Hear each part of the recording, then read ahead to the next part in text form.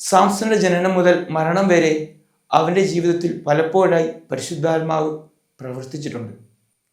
സാംസൺ നടന്നു പോകവേ അവന്റെ മുന്നിലേക്ക് വരുന്ന സിംഹത്തെ പരിശുദ്ധാത്മാവ് ഉണർന്നപ്പോൾ സാംസൺ ചെയ്യുന്നത് ഒരാടിനെ എന്ന പോലെ തൻ്റെ രണ്ട് കൈകളും ഉപയോഗിച്ച് വലിച്ചു കീറുകയാണ്.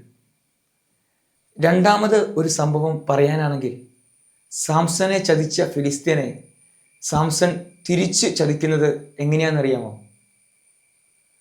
300 കുറുനരികളെ ഓടിച്ചിട്ട് പിടിച്ച് അവയെ ഈരണ്ടെണ്ണമായി കൂട്ടിക്കെട്ടി അവയുടെ വാലിൽ പന്തം കൊളുത്തി ഫിലിസ്തീനയുടെ വയലുകളും ഒലിവ് തോട്ടങ്ങളും നശിപ്പിച്ചു കളയുകയാണ് ചെയ്യുന്നത്.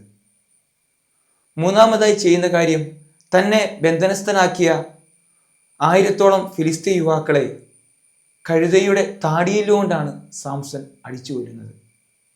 ഈ 3 കാര്യങ്ങളും ചെയ്യുന്നതിന് മുമ്പ് വചനം പറയുന്നുണ്ട്, ദൈവത്തിൻ്റെ ആത്മാവ് അവനിൽ ശക്തിയായി ആവസിച്ചു.